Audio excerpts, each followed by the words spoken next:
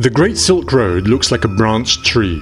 The branches, or caravan roads, stretch through the mountain passes. We will go along the Fergana branch, which leads us from Torgat to Bukhara. Sometime in 121 BC, the Chinese Emperor Wu Di sent an ambassador to Asia because he wanted to get his hands on thoroughbred horses. The ambassadors found not only handsome horses, but also discovered that there were no silk weaving, porcelain or tea in these countries. The first camel caravan was equipped and then sent from China.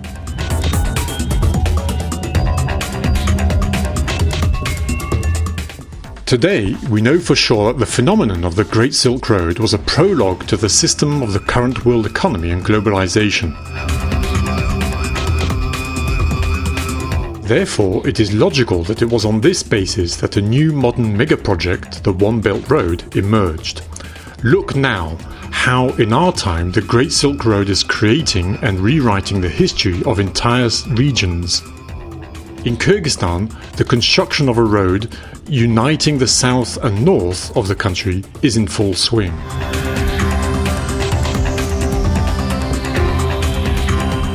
What was life like in full swing on the ancient Silk Road? Caravans moved, roads were built, post offices were put in place, money was exchanged, blacksmiths, customs, guides and interpreters worked. The flow of goods, arts and crafts and modern technology literally blurred the boundaries. There was a spiritual exchange. Bad times came with the fading of the Great Path, and there would be no hope for a prosperous life if not for the Chinese leader Xi Jinping's One Belt, One Road initiative. With this, not only is the spirit of the ancient path bursting into the most remote areas, but are also big politics and grandiose projects. Один пояс, один путь, он, между прочим, можно сказать, откровенно и открыто. The One Belt, One Way, I can say frankly and openly, works. I can see this from what is being done, say, in our Kyrgyz Republic within the framework of the One Belt, One Way project, that we have a closer education-related and cultural humanitarian cooperation.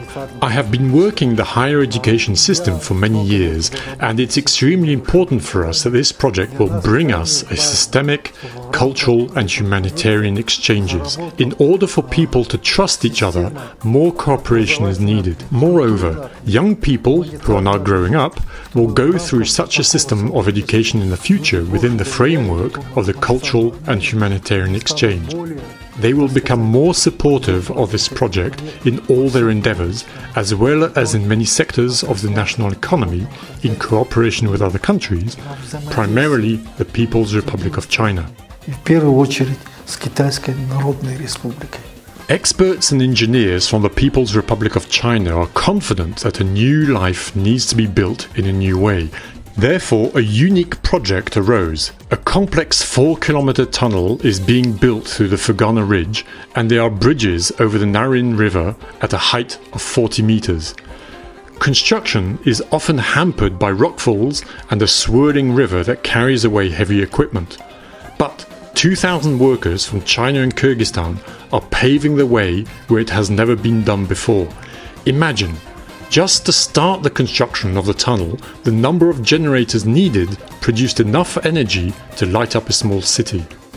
Soon, international cargo will transit through Kyrgyzstan on a new scale, having a colossal effect on the economy.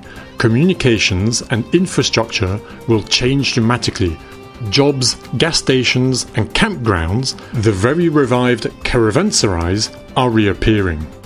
Where does the modern road, which quickly crashes into the ancient Silk Road, lead? It leads to a new economic future and, at the same time, to a revival of ancient traditions. These are no longer words but the realities of life. Let's take a look at the Narin region of Kyrgyzstan.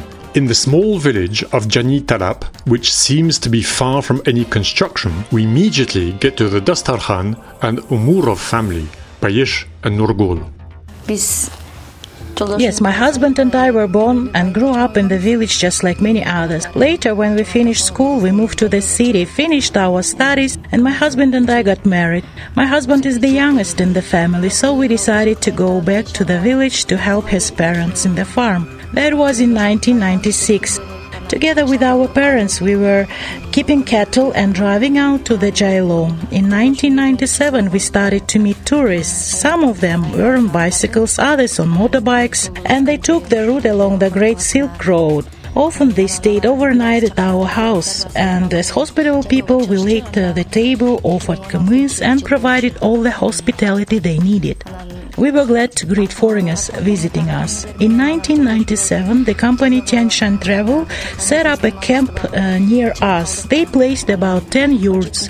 My husband and I volunteered to work in this camp to help the organizers because it's important to be careful in the mountain. We had to light a fire, make a bed for the night, and in the morning we had to clean the yurts.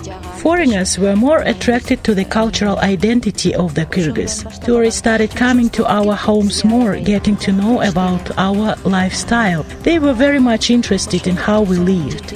That's when we started developing our small business.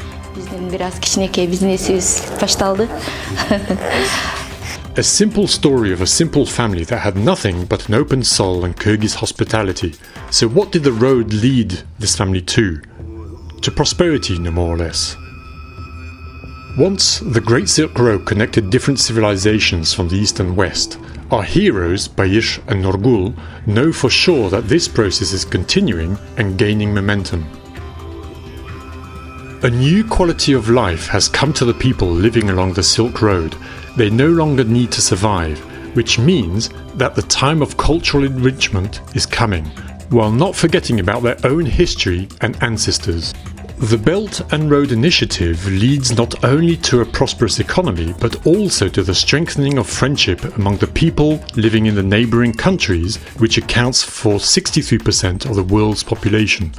The construction of the North-South Road has itself clearly united people and states. All heavy equipment and cement were imported from China through Turgat and Irkishtam. Residents in Kyrgyzstan received good jobs. Chinese companies paid good taxes, and during the outbreak of the coronavirus, they provided great assistance to the Kyrgyz government.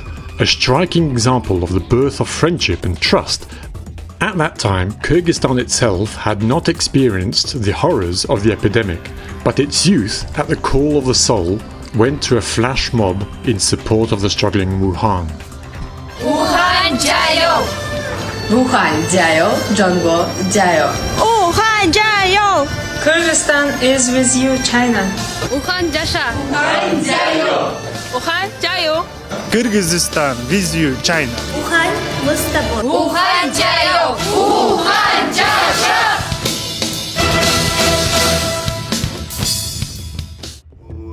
The Great Silk Road is the longest-lived trading route in history. But no one, neither Genghis Khan or Tamerlan, with their empires managed to take control of the ancient highway. It was these history lessons that formed the basis of the Belt and Road Initiative. As the Chinese leader Xi Jinping said, this project is not a Chinese solo, but a chorus of all countries along the Silk Road. Only such a wise strategy will lead to trust, bring prosperity and a new quality of life to people. Действительно, если только Китай будет пробивать этот проект «Один пояс». Indeed, if only China pushes through this Belt and Road project, on the one hand it will be very difficult, on the other the effect will not be enough.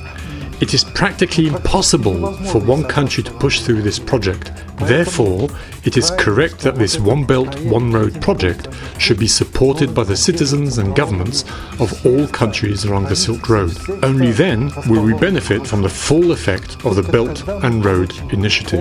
Эффект от инициативы «Один пояс, один путь». More than 2,000 years ago, our ancestors managed to build many roads using only primitive means of transport. But this united the whole continent. The new huge project, One Belt, One Road, is a completely new model of partnership and world order, which will bring people close together and become a salvation in a world of crises. This is what people expect and hope for.